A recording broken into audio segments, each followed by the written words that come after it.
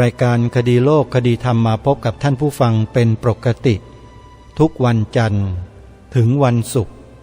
และวันเสาร์อาทิตย์ทางสถานีวิทยุแห่งนี้ท่านผู้ฟังสามารถดาวน์โหลดแอปพลิเคชันเพื่อติดตามรับฟังรายการนี้ได้ทุกวันแอปพลิเคชันที่ชื่อว่าวิทยุพุทธศาสนา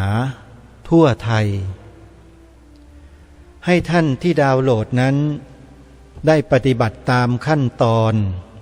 เป็นขั้นไปกดยอมรับ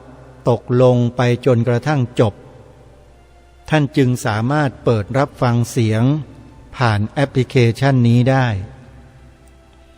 พูดง่ายๆก็คือว่าเราอย่ากดปฏิเสธแต่ให้กดยอมรับไปเรื่อยๆเพราะว่าระบบทำการของแอปพลิเคชันนี้เนี่ยจะมีการถามข้อตกลงใจของผู้ดาวน์โหลดประมาณ 2-3 ครั้งให้เรากดตกลงกดยอมรับไปเรื่อยๆจนกระทั่งจบเราจึงจะสามารถรับฟังเสียงจากแอปพลิเคชันนี้ได้อันนี้คือข้อที่ต้องขอย้ำให้ผู้ที่ดาวน์โหลดไปแล้วไม่สามารถเปิดขึ้นมาฟังเสียงได้เสียงไม่มีนั่นแปลว่าท่านทำไม่ครบกระบวนการเท่านั้นเองไม่เป็นไรท่านสาธุชนลบแอปพลิเคชันทิ้งแล้วดาวน์โหลดใหม่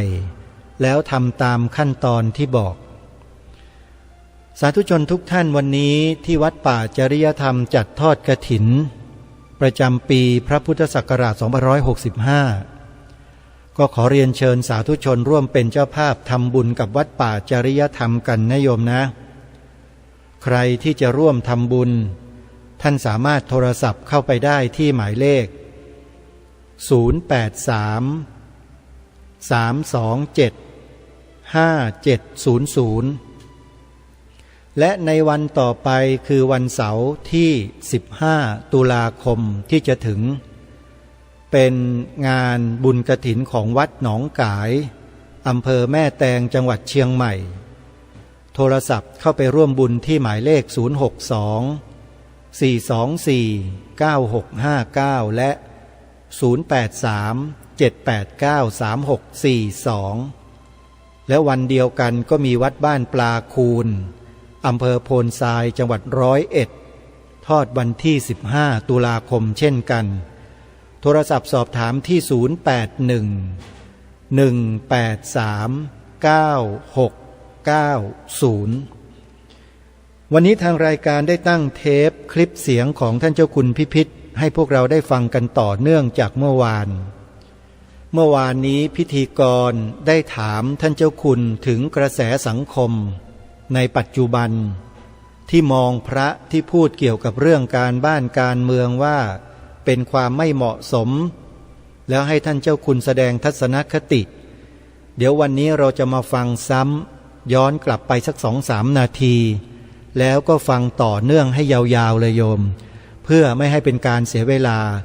เดี๋ยวเราไปติดตามรับฟังพระเดชพระคุณท่านได้แสดงแง่คิดมุมมองกับสังคมในปัจจุบันเกี่ยวกับเรื่องของผู้นำในยุคของความขัดแย้งไปติดตามรับฟังพร้อมๆกันได้นะบัดนี้แล้วประชาชนก็จะได้เมื่อถึงคราวสถานการณ์หนึ่งแล้วเขาจะได้รู้ว่าเรายังมีพระหรือฆราวาสที่ยังทรงความเป็นธรรมอยู่และเพื่อเธอก็จะหาความเป็นธรรมให้กับสังคมครับแต่ว่า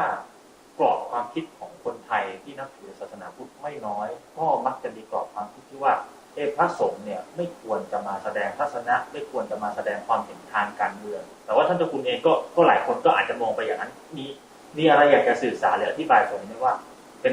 สิ่งที่ทำได้หรือทำไม่ได้หรือมีวัตถุประสงค์อะไรอย่างพระพุทธเจ้าถึงมาได้พระพุทธเจ้าท่านพูดการเมืองนะเธอเรียนพุทธศาสนาไม่ใช่ไหมพระพุทธเจ้าลงมาปราบกรียุคพระพุทธเจ้าเนี่ยกรียุคมิคสัญญีกรียุคของพระพุทธเจ้าเนี่ยปราบแบบเทวดาก็เป็นตำนานไป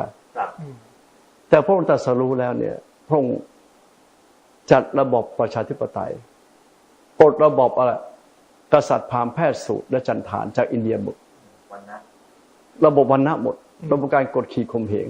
เหยียบย่ำโดยเอาเมืองใหญ่ที่สุดคือพระเจ้าพิมพิสารเมืองมคธนี่แหละจากนั้นก็พระเจ้าประเสนส่งเสริมประชาชนสิอ้าวเมื่อคุณจัดไม่เป็นนี่มาดูนะฮะบวชพระถ้าเธอคุณพ่อคุณแม่เป็นพ่อค้าใช่ไหมสมมติพ่อค้าถ้าพ่อค้าบวชก่อนกษัตริย์บวชทีหลังต้องไหว้ลูกพ่อค้าไหมต้องไหว้ใช่ไหมฮะถ้าไอ้ที่เขาตีว่าคนจันทานวันนั้นเป็นคนจันทานแล้วบวชก่อนเสร็จเป็นพระอรหันต์บวชก่อนกษัตริย์บวชทีหลังก็ต้องไหว้พระทรงปลดระบบนี้เพราะปลดระบบนี้ชมพูทวีปมันจึงมีความสุขแต่ในท่ามกลางมีความสุขนี้มันก็มีคนต้านนะจ้องจะล้มพระพุทธเจ้าจนกระทั่งพระพุทธเจ้าเสด็จจากพระนิพพานแล้วจึงมีการลุกรานทางศาสนาลุกรานฝังกลบเพื่อจะเอาระบบการกดขี่มาตามเดิมพระมหากษัตริย์ไทยก็เหมือนกัน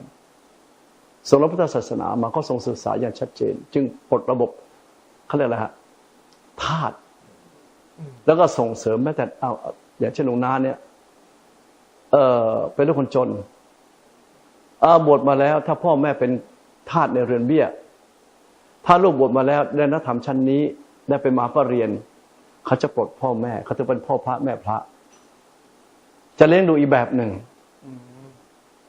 เพราะฉะนั้นไม่มีอะไรไม่เป็นการเมืองทุกในโลกใบนี้นะฮะรัฐศาสตร์การเมืองคือรัฐศาสตร์ศาสนาเป็นส่วนหนึ่งของรัฐศาสตร์เท่านั้นนะถูกไหมฮะกระทรวงทุกกระทรวงเนี่ยเป็นส่วนหนึ่งของรัฐศาสตร์ของประเทศนั้นๆเท่านั้นเพราะฉะนั้นอาจารย์ว่าพูดการเมืองเนี่ยเขาจะไม่ใช่พูดการเมืองเตือนเขาสิอย่าเอาเปรียบประชาชนสิครับอันนี้คือหลักสำคัญที่ต้องหลักสำคัญว่าอย่าเอาเปรียบมีอำนาจแต่ความสามารถไม่ถึงอย่ามาเป็นแล้วมันเสียเวลาคนอื่นเขามีอาวุธมีอำนาจแต่ความสามารถไม่ถึงเนี่ยเสียเวลาคนอื่นไหมเสียไหมฮะเสียการพัฒนามีความรู้มีความสามารถไม่มีอำนาจก็ถูกกีดกันไปประเทศไทยเนี่ยเคยไปคุยกับไปเดนมาร์กเป็นประเทศให้สร้างวัดก็คุยกับอะไรคนชาวเดนมาร์กที่มีปัญญาเป็นคนไทยแต่บางคนก็ไม่มีปัญญาเป็นคนไทยก็มาฟังพระเทศเขาชอบเขาบอกว่าถ้าเอานักการเมืองประเทศเดนมาร์กของเราไปอยู่ประเทศไทยเนี่ย4 ปีเนี่ยคุณเอาแบงค์พันเนี่ยปูได้ทั่วประเทศอันนี้คือคนเดนมาร์กพูดคนเดนมาร์กพูดแต่ถ้าเอานักการเมืองประเทศไทยมาเป็นนักการเมืองที่ประเทศเดนมาร์กไม่ถึง4 ปีเราจะจนทั้งประเทศนักการเมืองครับแล้วเรารู้สึกยังไงแล้วเธอมองลงมาป่ะจริงไม่จริงเมืองไทยไม่ได้ใหญ่โตอะไรเลยทรัพยากรธรรมชาติอุดมสมบูรณ์จึงมีคำพูดกันได้ว่าเมืองไทยน่ะดีเสียอย่างเดียวมีคนไทยมีนักการเมืองแบบไทยๆใช่ไหมครับแล้วเธอได้ผลกระทบไหมกระทบครับทุกวันนี้เธอได้ผลกระทบไหมชาวบ้านก็น้ำมันแพงนะท่านผู้ชมไม่ใช่เรื่องน้ำมันอย่างเดียวหรอกผลกระทบจากพฤติกรรมความสามารถอำนาจเพื่อนพ้องและนักการเมืองในประเทศไทยเนี่ยมันก็มีหลายประเภทคนดังมีไหมเขาจะเรียกนักการเมืองเนี่ยเขาเรียกนักคนดังนะเดี๋ยวจะมีการเลือกตั้งใหม่จะเลือกตั้งระดับต่ำเขาเรียกคนดังในระดับนั้นคนดีนี่ระดับหนึ่งเศรษฐีว่าคนดังคนดีเศรษฐีอะไรล่ะนักธุรกิจผู้มีอิทธิพลผู้มีอาชีพที่จะนำตนพัฒนาชาตินะมันก็เลือกกันอย่างนี้แล้วถามว่าไอ้คนดีเลือกมากี่คนเธอต้องตอบสิเ เธอเล่นมานั่งพยักหน้าไงไม่ถูกถ้าตอบแทนท่านผู้ชมเนี่ย คือมันก็ยากเนาะแล้วขับคนดีเรื่องกี่คนอ่ะ ครับ เอาไปทุกคุยกันเองสิก็คุยกันสิฮะ อืม มีคนดีกี่คนล่ะ ผมจะบอกว่าเขาจะดีก็มันก็ยากนะท่านเจ้าคุณเพราะว่าบางมันก็ดีบ้างไม่ดีบ้างผสมผสานกันไป คือในดีมีชั่วในชั่วมีดีแต่ย้ายชั่วมันมากกว่าดี อืม แต่สุดท้ายมันก็มีคนชั่วมากกว่าคนดีว่าเพราะอะไรฮะเพราะสุดท้ายแล้วนี่ภาคการเมืองคือสัมปทานรัฐ อืม แต่สัมปทานตั้งแต่อบตใช่ไหมอบจ ครับ แล้วก็ธุรกิจต่างๆๆๆที่มันไม่กล้าฆ่ากันเนี่ย เพราะมันมีสัมปทานกับธุรกิจอยู่มันถึงไม่กล้าฆ่ากันไงใช่ไหมเพราะผมจะบอกแล้วทั้งหมดเนี่ยสิ่งที่ท่านเจ้าคุณพูดมาคือมันเลยทำให้คนรุ่นใหม่ เด็กรุ่นใหม่ คนเจนใหม่เนี่ยเขารู้สึกว่าเขาหมดศรัทธาในนักการเมืองหรือเปล่า เขาหมดศรัทธา อืม แต่นอกจากหมดศรัทธาแล้วเนี่ย บอยมั่นใจซีคอมครับ ต่างๆที่มันไม่กล้าฆ่ากันเนี่ย เพราะมันมีสัมปทานกับธุรกิจอยู่มันถึงไม่กล้าฆ่ากันไง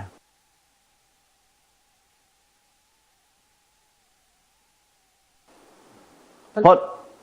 ผมจะบอกแล้วทั้งหมดเนี่ยสิ่งที่ท่านเจ้าคุณพูดมาคือมันเลยทำให้คนรุ่นใหม่ เด็กรุ่นใหม่ คนเจนใหม่เนี่ยเขารู้สึกว่าเขาหมดศรัทธาในนักการเมืองหรือเปล่า เขาหมดศรัทธา อืม แต่นอกจากหมดศรัทธาแล้วเนี่ยเขาก็สะท้อนไงล่ะว่าสะท้อนพวกมีอำนาจก็ทำใจไม่ได้ อืม ก็ต้องวิหิงสาคือเบียดเบียนเขาด้วยวิธีการต่างๆ แต่ถึงเขาหมดศรัทธาแล้วเขาต้องคิดว่า แล้วเขาจะอยู่อย่างไรเนี่ยอ้าวสองหนุ่มเนี่ย ครับ ใครอายุมากกว่ากัน คุณเอก อายุมากกว่านะไม่ต้องถามว่าเท่าไหร่นะฮะถามว่ามีครอบครัวยัง มีแหละครับ มีแล้วเราจะอีก สมมติถ้าตอนนี้เธอ32สมมติ ดีครับ สมมุติได้น้อยดีครับ ฮะ ดีครับ สมมติเธอ32พัญญาจะอยู่อย่างไร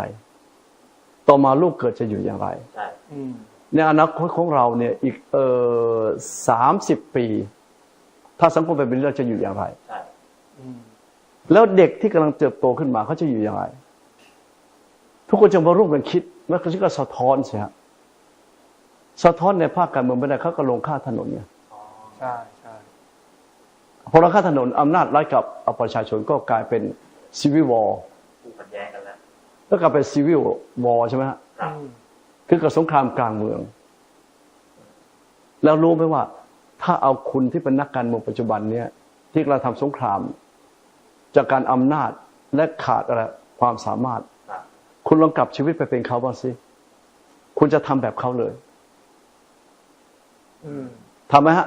หาผลประโยชน์ใส่ตัว ไม่ใช่คุณก็จะทำแบบเขาว่า คือเขาวางอนาคตประเทศของเขาไว้ อืม เขาจะอยู่กับประเทศนี้ เมื่อผู้ปกครองเป็นแบบนี้เขาทนไม่ไหวเรารู้ไหมว่า ไม่ได้เข้าข้างใครนะครับ ทุกรัฐบาลอาตมาไม่ทำความรู้จักตายไปศพก็ไม่เคยไปเผาไม่เคยไปรดน้ำศพแต่ถ้าคนจนๆก็ไปถ้าเป็นคนดีไปรู้ไหมว่าในการที่เขาประท้วงแต่ละครั้งเนี่ยเคยไปดูต้นทางเขาไหมเนี่ยมันผุดขึ้นตรงเนี้ยตรงอะไรนะสถานีอะไร3 ยอดเนี่ย ครับ โผล่ขึ้นมาอย่างกระปลวกอย่างอะไรนะแมลงเม่าพึ่งไปแล้วดำเนิน มันโผล่ขึ้นไปตรงนั้นตรงนี้เรื่องรถไฟฟ้าเนี่ยเคยไปดูต้นทางเพราะว่า ก่อนจะถึงรถไฟฟ้าเนี่ย ไปดูต้นทางสิ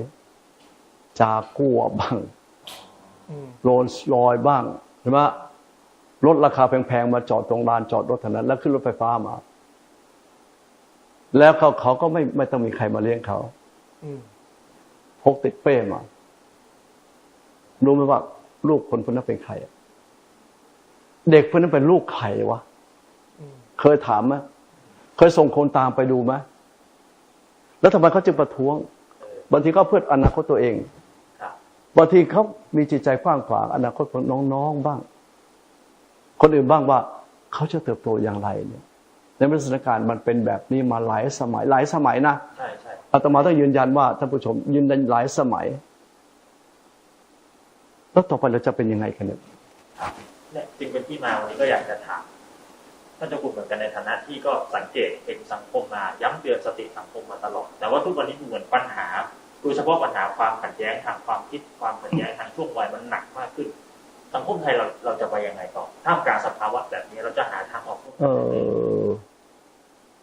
ฟังมาก หมายถึงใครฟังใครต่างคนต่างฟัง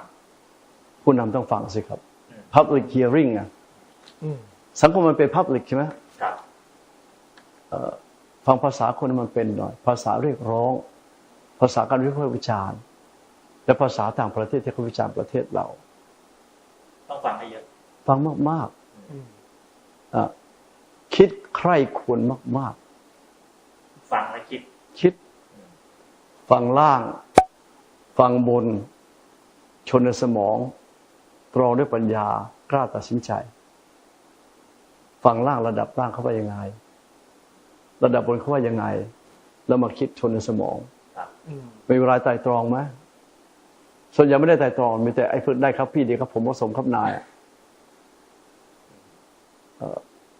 มันขาดเขาเรียกขาดปุโรหิตาจารย์ขาดนักปราชญ์ใกล้ตัว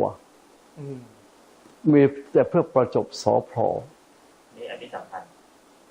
แล้วชีวิตแล้วคุณจะบริหารประเทศชาติอย่างไร กระทรวงอย่างไรอันนั้นถ้าลองดู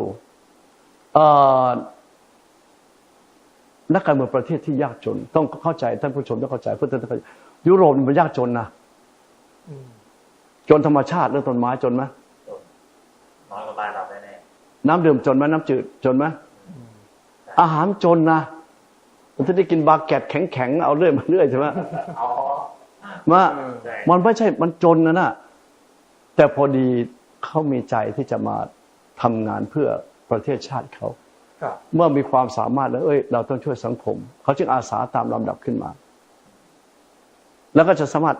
ทำประเทศชาติเป็นประเทศที่มีความสุขมวลความสุขอย่างเช่นอะไรเดนมาร์กใช่ไหมสวีเดน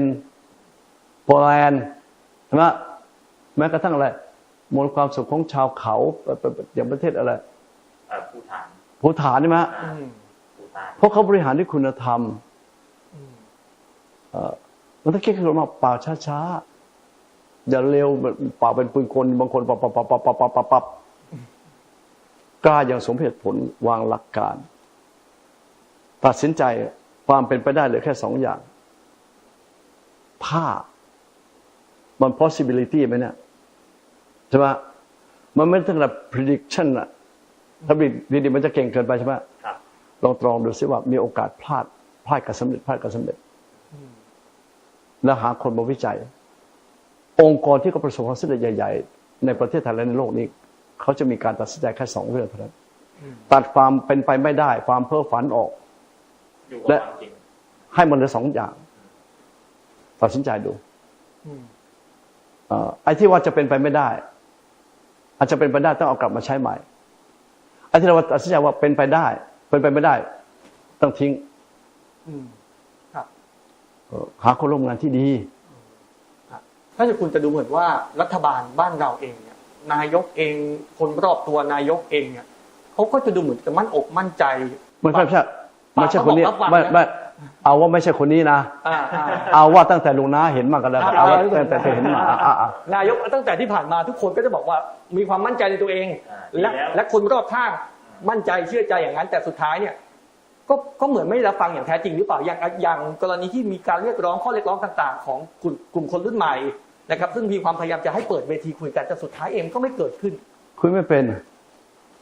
คุยแล้วกลัวเสียท่าผู้น้อยเพราะผู้ชอบความรู้มันเยอะกว่าเนี่ยครับใช่ไหมฮะต้องเข้าใจว่าคนรุ่นใหม่มันความรู้เยอะกว่าเราภาษามันก็ดีกว่าเรานะภาษาอังกฤษภาษาต่างประเทศเนี่ยไอเรารุ่นเก่าเนี่ยผู้ภาษาคนยังไม่ค่อยรู้เรื่องแล้ว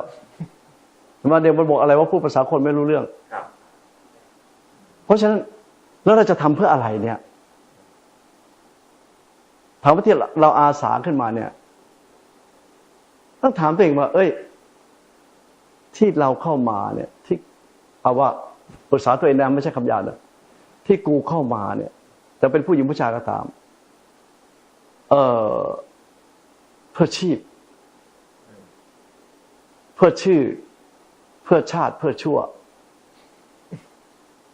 ต้องมี4เพื่อนะเพื่อชีพเพื่อการดำรงชีพแล้วชีพของพวกคุณจะอายุเท่าไหร่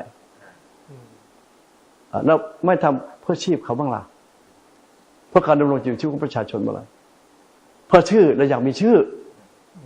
อยากออกสื่ออยากออกทีวีพอเจอสื่อเข้าแล้วก็จอดแล้วใช่ไหมอยากจะได้สายสะพายเพื่อชาติมีกี่คนล่ะเพลงความฝันอันสูงสุดเนี่ยท่องกันได้ไหมถ้าทำตามนั้นดีทุกคนนะ4 ขอ 4 จะ 4 ไม่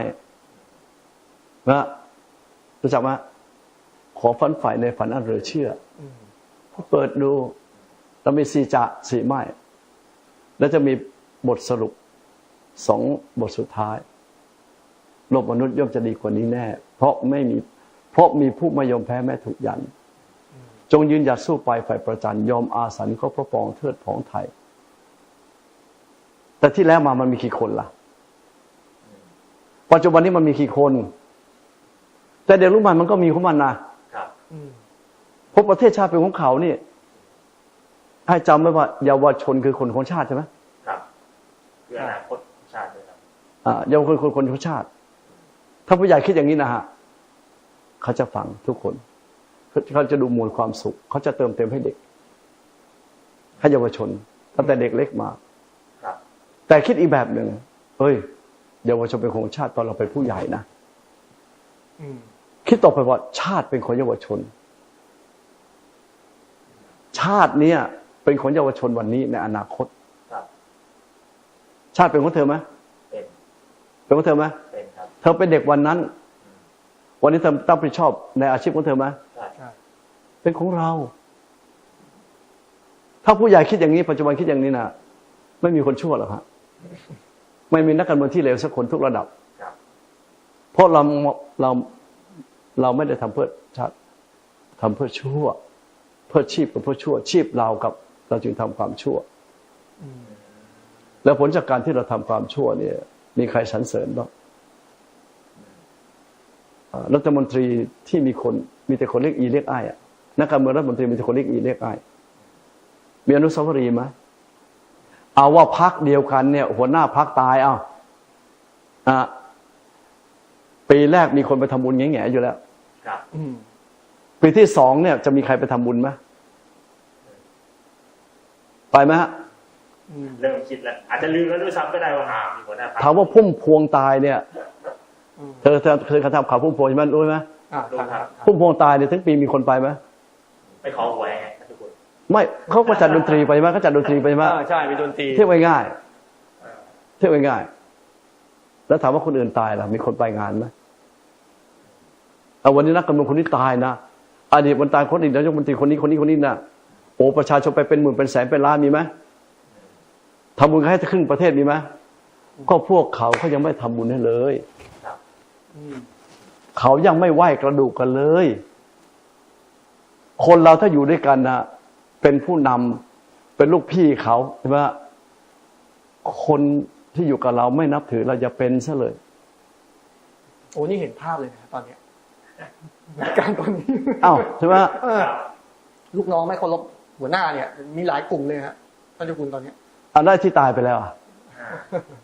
แต่อยู่เขาพูดไม่ได้เพราะมีผลประโยชน์แต่เขาตายไปแล้วเนี่ยมีใครแวะกระดูกไหม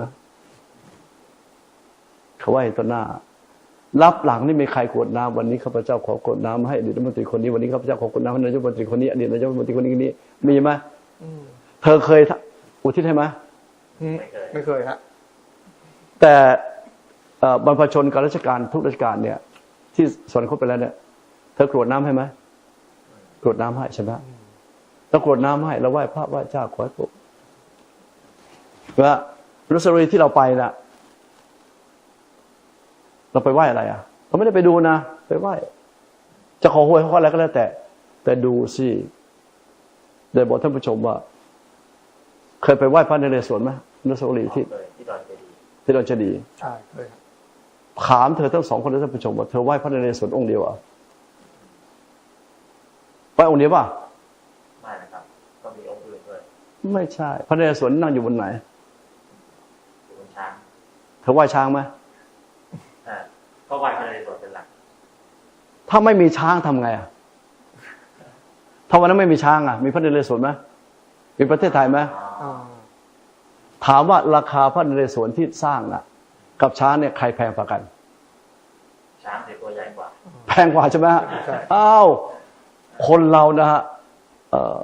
เราไปนู่นไปบางระจันในอะไรจันหน่วยค้นหน่วยเชี่ยใช่ไหมเธอก็ยกมือไหว้เธอจะเอาโชคชัยอะไรก็แล้วแต่ไหว้วีรกรรมก็แล้วแต่เธอไหว้ควายด้วยนะ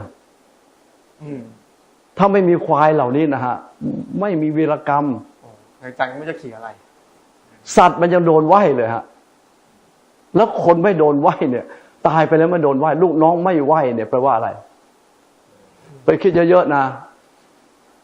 ที่อยากจะเตือนสำคัญที่สุดคือว่าหลายยุคหลายสมัยมาแล้วนะ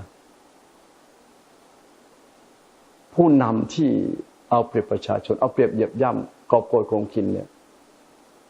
ชีวิตเขาอยู่กันอย่างไรพอลงไปตามชีวิตดูนะอยู่ในวงเนี้ยยิ่งผู้นำระยะ15 ปีที่ผ่านมาเนี่ยจะต้องอยู่ในกำแพงตัวเอง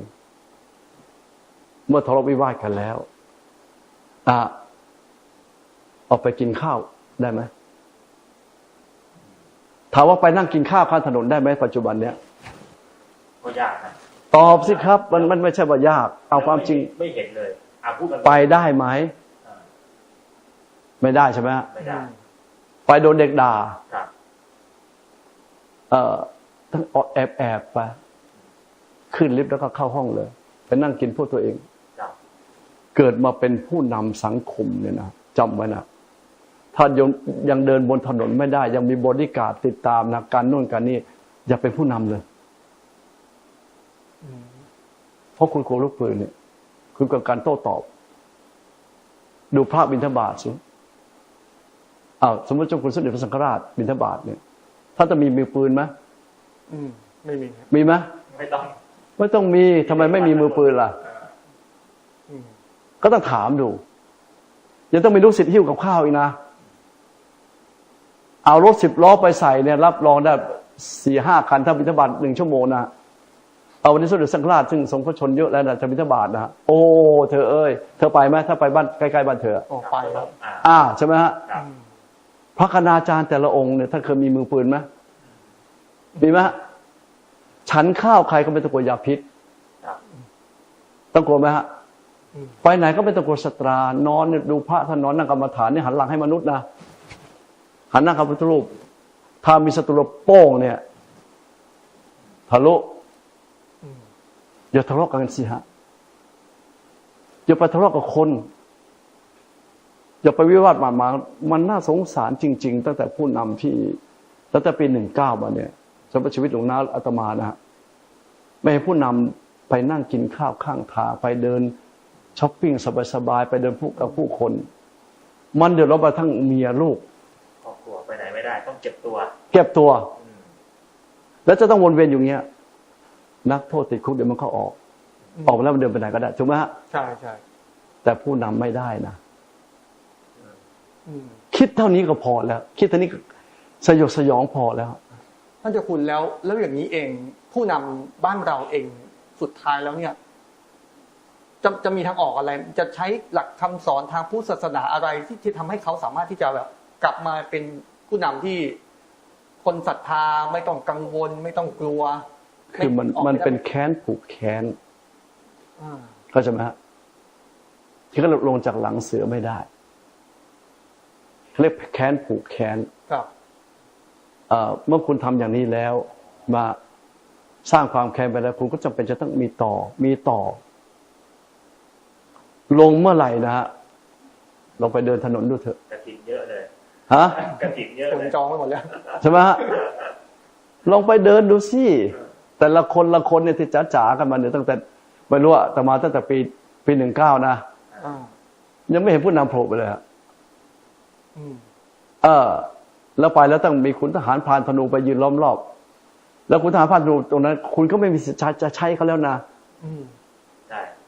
คุณเกษียณไปแล้วคุณหมดอำนาจไปแล้ว คุณจะใช้คนพวกนี้เหรอตำรวจทหารเป็นเฝ้าเหรอไม่ได้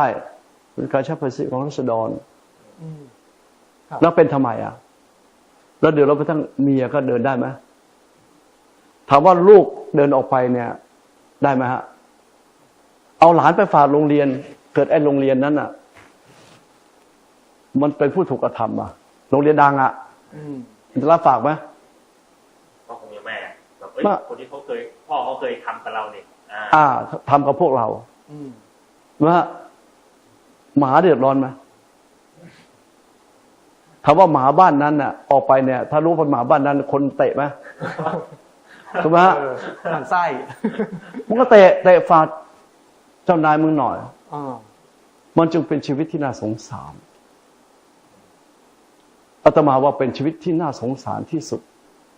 ที่ยังตกอยู่ในวังวนทางที่ดีแล้วก็อาตมาว่านะพิจารณาตัวเองทุกคนนะลองพิจารณาดูสิว่าเราดำรงชีวิตมันอยู่ได้อย่างไรแล้วเราได้อะไรบ้างเนี่ยเราให้อะไรต่อสังคมบ้างสังคมเนี่ยถ้ามีผู้มีอุปการะคุณถ้าเรามีอุปการะคุณต่อเขานะเขาถือว่าเป็นปูชนียบุคคลรูปแต่ละบ้านเนี่ยแต่ละบ้านนะพอนายหมดยศไปแล้วมันปลดยัดใส่ตู้ฉีกทิ้งเปลี่ยนกรอบใหม่ไปดูได้เลยฮะไอ้มีนายเก่าเนี่ยไม่มีในโลกเพราะมันรู้ความดีความชั่วกันอยู่มันไม่ศรัทธากันอยู่แล้วประชาชนล่ะเพราะฉะนั้นในระยะที่ผ่านมาเนี่ยสถานการณ์ประเทศไทยมันหนักหนาถ้ายังไม่หาทางให้มันเป็นสันติสุขนะฮะก็ยังรบกันอยู่เรื่อยๆเหมือนสงครามในต่างประเทศเราเห็นนั่นแหละแต่สงครามภายในเรื่องส่วนตัวเราทำยังไงเห็นแค่ความเดือดร้อนจะไปทำที่ไหนเธอเดินไปกินข้าวตะกี้เดินไปกินข้าวใช่ไหมมีใครยิงกระบาลเธอไหมเอาไม่แต่ดูทีวีอยู่นั้นนะพูดไม่เป็นภัยกับใครนะถ้าเกิดเธอไปเข้าข้างพอเขาไปเข้าร้านอาหารนะบอกคุณออกจากร้านผมไม่ได้แล้วท่านทำไมก็คุณทำข่าวแบบเนี้ยออกไปเลยแต่ผมไม่มีสิทธิ์จะกินไม่มีสิทธิ์ร้านผมครับเพราะมันเป็นธุรกิจส่วนตัวครับเขาไล่จากหมูข้าวหมาก็ไม่ได้กินใช่ไหมไปฟ้องศาลได้ไหมก็เขาไม่ยินดีต้อนรับคุณเขาไม่อยากได้เงินคุณมันเดือดร้อนกันไปหมดคิดอย่างนี้แล้วเราก็แก่แล้วคิดว่าเราก็แก่แล้วจะทิ้งร่องรอยอะไรให้คนเขานับถือบูชา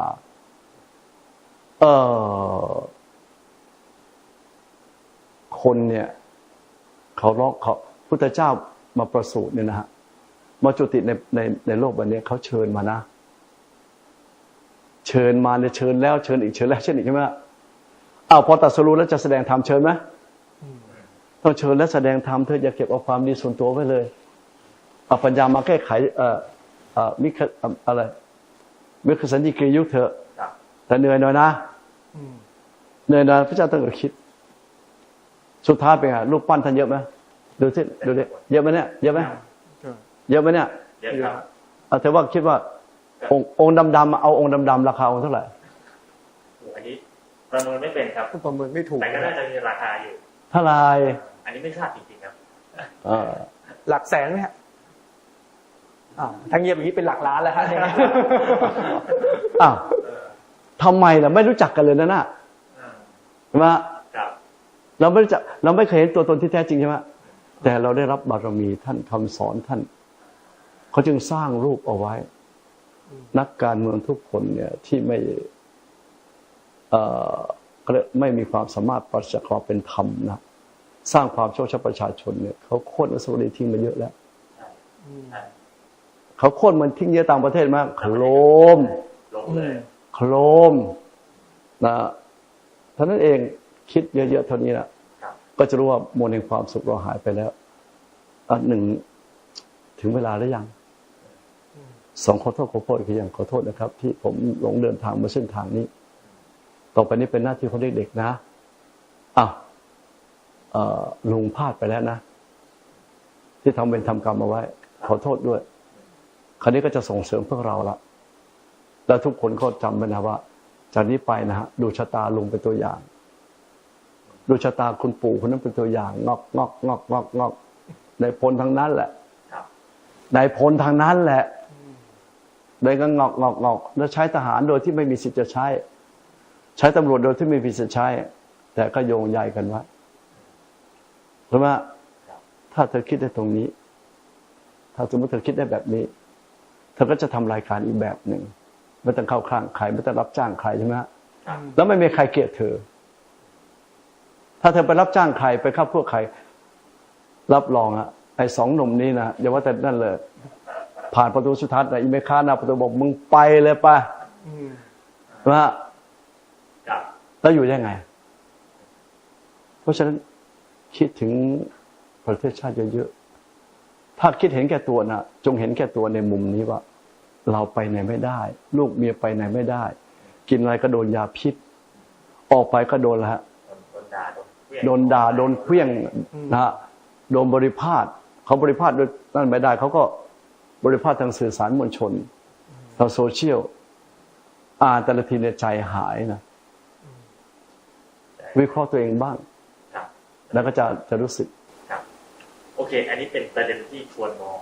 ทิศทางของสังคมซึ่งท่านคุณก็ให้มุมมองนะครับทั้งเรื่องของความเป็นผู้นำที่ดีแล้วก็เรื่องของตัวอย่างว่าควรจะทำอย่างไรกับทิศทางของสังคมหลังจากนี้แต่ว่าอีกสิ่งหนึ่งที่วันนี้อยากจะชวนท่านคุณสนทนากันก็คือเรื่องของศาสนาแน่นอนว่าในประเทศไทยเนี่ยส่วนใหญ่ของประชาชนที่นับถือศาสนาพุทธแต่โลกมันเปลี่ยนแปลงไปอย่างรวดเร็วปัจจุบันคนที่ไม่นับถือศาสนาก็เยอะถามในมุมของเจ้าคุณว่าปัจจุบันคำสอนทางศาสนาพุทธยังจำเป็นในสังคมยังมีทางไปจริงๆแล้วคนเขาศึกษาคำสอนมากกว่าเดิมนะแต่เขาไม่ค่อยเข้าวัดอันนี้อาจจะเป็นความน่าสนใจศึกษาเยอะแต่ไม่เข้าวัดเพราะอะไรเขาจึงศึกษาเยอะเพราะเขารู้ว่าเนี่ยคือบุคคลสำคัญของโลกสำคัญกว่านักวิทยาศาสตร์ดังๆถ้าสำคัญกว่านักวิทยาศาสตร์ดังๆนักทฤษฎีดังๆเพราะประจักษ์พยานมันมีอยู่เขาเลยศึกษาอย่างลึกซึ้งและทุกภาษา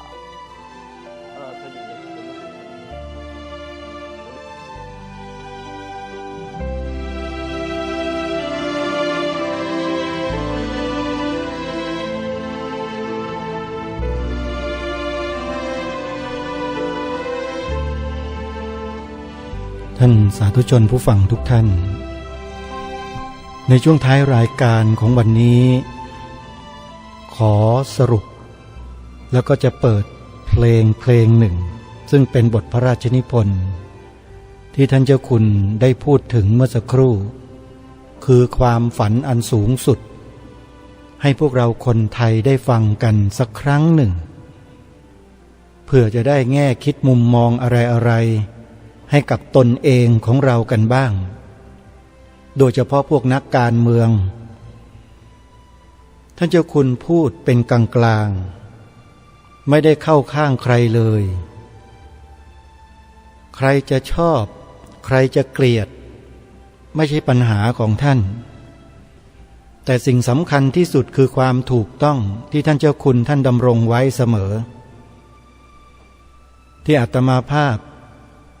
นำคลิปเสียงของท่านมาเปิดเผยแพร่ในรายการเนี่ยเพื่อให้พวกเรานั้นได้รู้ได้เข้าใจถึงบริบทของการอยู่ร่วมกันในสังคมประเทศชาติบ้านเมืองไทยของเราให้ชัดไม่ใช่อยู่เหมือนอย่างที่เป็นมาแล้วก็กำลังเป็นไปในปัจจุบันถ้าหากว่าเราเข้าไปยุ่งเกี่ยวกับการเมืองในลักษณะเลือกข้างไม่เป็นกลางปัญหาก็จะเกิดขึ้นไม่จบอย่างที่ท่านเจ้าคุณกล่าวท่านเจ้าคุณพูดเพราะฉะนั้นขอให้พวกเราทั้งหลายโดยเฉพาะพุทธบริษัทของเราเนี่ยให้ยึดหลักความถูกต้อง ของการอยู่ร่วมกันในสังคมประเทศชาติบ้านเมืองของเราเอาไว้หลักของบ้านเมืองเราคืออะไรเราต้องรู้ข้อนี้กันก่อนหลักของบ้านเมืองเราคืออะไรแล้วมีหลักฐานปรากฏให้เห็นด้วยสายตามองแล้วเห็นแล้วรู้เข้าใจทันทีนั่นคืออะไรธงชาติ3 สีนั่นแหละคือหลักของประเทศที่รายการคดีโลกคดีธรรมย้ำนักย้ำหนาให้พวกเราได้ยึดหลักนี้ไว้และมันจะไม่ถูกใครกล่าวหาเราว่าเอ็นเอียงเข้าข้างนู้นเข้าข้างนี้ไม่มีเลยเพราะสิ่งนั้นไม่ใช่การเมืองไม่ใช่นักการเมืองแต่เป็นเรื่องของบ้านเมืองของเราที่จะต้องช่วยกันดูแลปกป้องรักษาเพราะฉะนั้นฟังท่านเจ้าคุณท่านพูดแล้วคิดให้เยอะๆท่านเจ้าคุณย้ำนะคิดเยอะๆคิดมากๆคิดแล้วตรึกตรองให้ดีแล้วก็ทำหน้าที่ให้ถูกต้องแล้วก็ยึดหลักของชาติบ้านเมืองไว้แผ่นดินธรรมแผ่นดินทองนั่นเองเราจะนำกลับมาได้อย่างไรอยู่ที่เราทุกคนนั่นแหละที่จะต้องช่วยกันก่อนจบรายการวันนี้จะทิ้งท้ายด้วยบทเพลงความฝันอันสูงสุดให้พวกเราได้ฟังกันแล้วก็ล่ำลารายการกันไว้แต่เพียงเท่านี้แล้ววันพรุ่งนี้เดี๋ยวเรามาติดตามรับฟังพระเดชพระคุณท่านได้พูดต่อ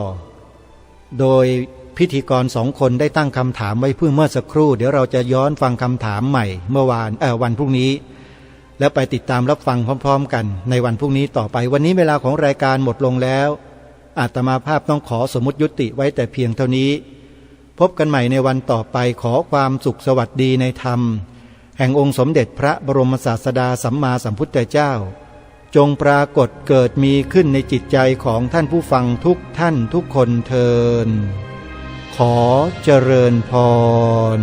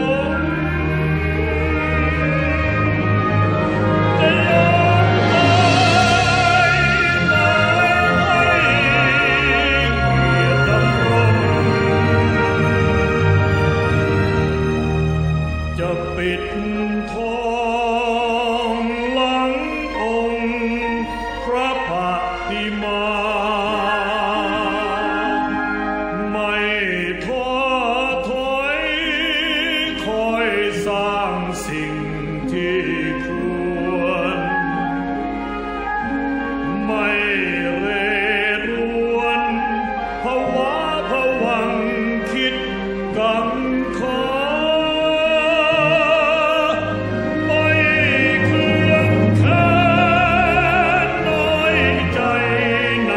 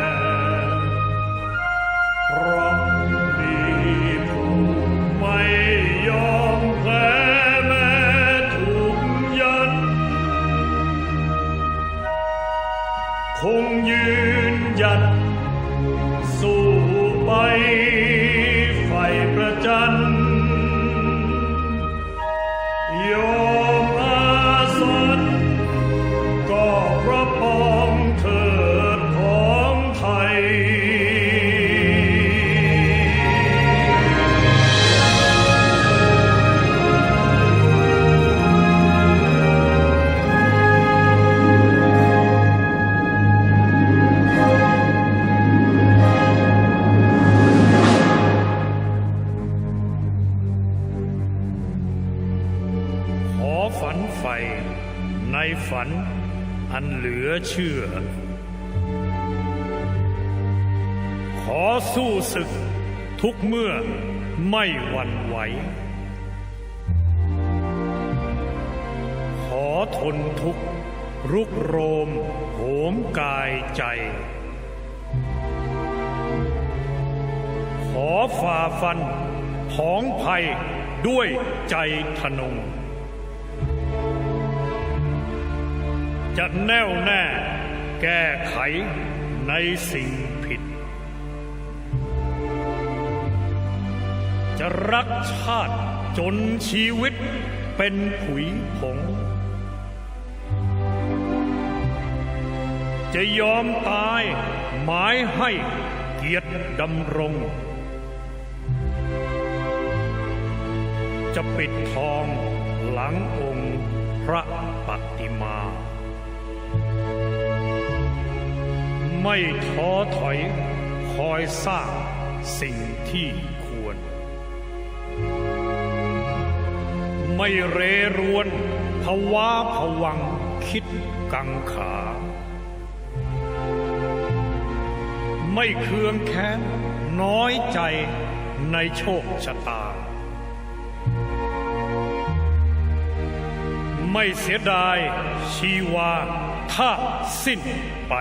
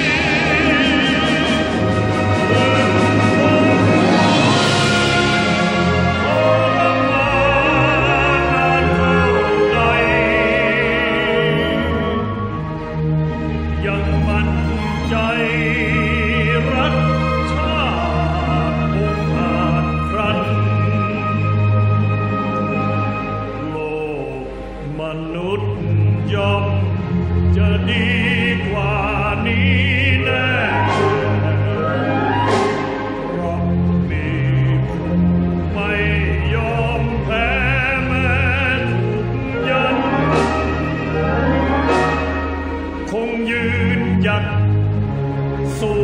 ไปไฟประจัน